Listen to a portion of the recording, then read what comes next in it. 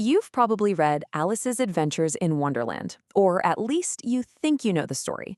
But what if I told you it's so much more than just a kid's book, that there's a real, chaotic genius at play behind it all? Well, today, let's dive in and really deconstruct what makes Wonderland's nonsense so absolutely brilliant. Okay, so the whole story kicks off with this thought from Alice herself. She's bored, sitting by the river, thinking, what is the use of a book without pictures or conversations? And it's just so perfect, so ironic, because she is literally about to be dropped into a world that's going to flip every single rule she knows about conversation and reality completely on its head. All right, so first we have to start in Alice's world. Think of it as the before picture. It's predictable, it's governed by rules, and honestly, it's kind of dull.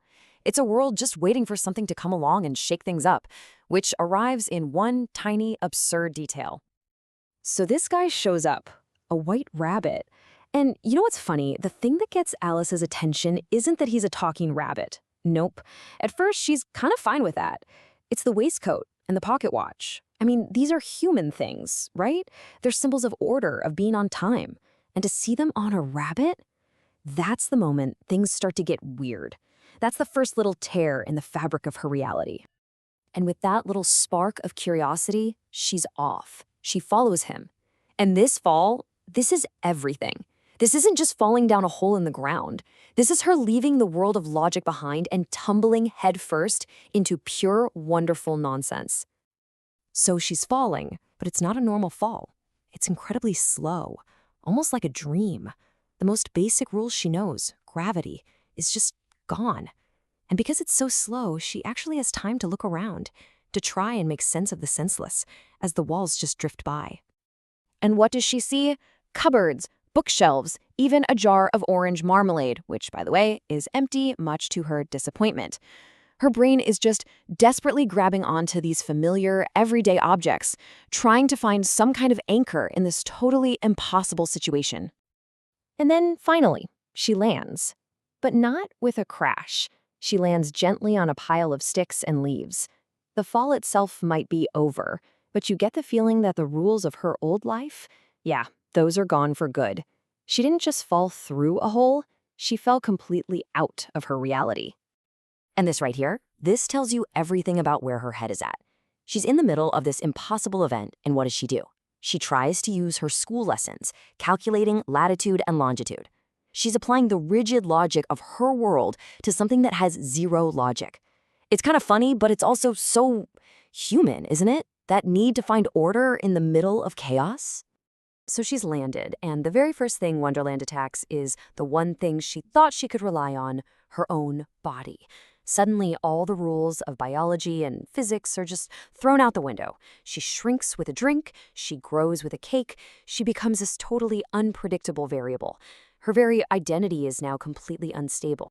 But here's the secret to Wonderland, and this is so important. It's not just random chaos. It's actually a system of thought that operates on its own, completely absurd principles. To really get the story, you have to learn to think in its unique and twisted logic. You see, Lewis Carroll was a master of this thing we call literary nonsense. And the key thing to understand is that it's not about having no sense. It's about taking the structures of sense, logic, language, and rules, and then just bending and twisting them into something totally new and, well, hilarious. A perfect example of this, the Caucus Race. Okay, so the situation is simple. Everyone is soaking wet, and they want to get dry. Simple problem, right? Well, the solution is pure, wonderful nonsense. They have a race with no start line, no finish line, and absolutely no rules. And this contrast just captures the spirit of the whole book. In our world, the objective of a race is to win. It's about competition. In Wonderland, the objective is to get dry. The logic is bizarre, but it actually serves its own internal purpose. And hey, everyone wins. This bizarre logic really hits its peak in one of the most famous scenes in all of literature. The Mad Tea Party isn't just a quirky little gathering, it's a complete deconstruction of social rituals, of language, and even of the concept of time itself. It starts with something that feels familiar, a riddle. And for a second, Alice is probably so relieved. A riddle! She gets this! It's a game of logic with a clear goal. Find the clever answer. She thinks, okay, finally, I understand the rules of this game. But then, the punchline. The Hatter himself admits he has no idea what the answer is. There is no answer. It's a riddle without a solution, a game without a point. And what Carroll is showing us is that in Wonderland, the act of asking the question is way more important than ever finding a neat little conclusion. And why is it always tea time? Well, because the Hatter literally quarreled with time, who he talks about as if he's a person, a him. As punishment, time just stopped the clock forever at 6 p.m. So they're trapped in this single repeating moment, an endless loop of conversation and dirty dishes. It's just a brilliant way to turn an abstract concept into a tangible, absurd reality. So after all this illogical chaos and all these nonsensical characters, why does the story still fascinate us? What's the ultimate purpose of it all? Because the nonsense isn't just an escape, it's a tool. It's like Wonderland holds this crazy mirror up to our own so-called sensible world.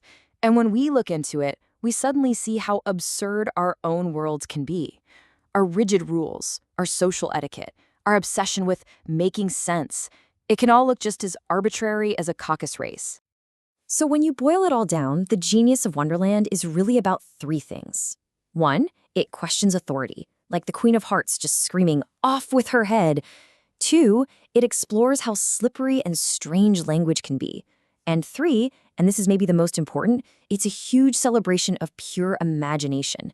It's a reminder that logic is only one way of looking at the world. And all of this leaves us with a final thought to chew on. We spend so much of our lives trying to make things add up, trying to find the right answers. But Alice's journey suggests something totally different. Maybe by letting go of our need for everything to be perfectly logical, we open ourselves up to a deeper kind of understanding. What if, sometimes, the only way to truly see the world is to look at it completely upside down?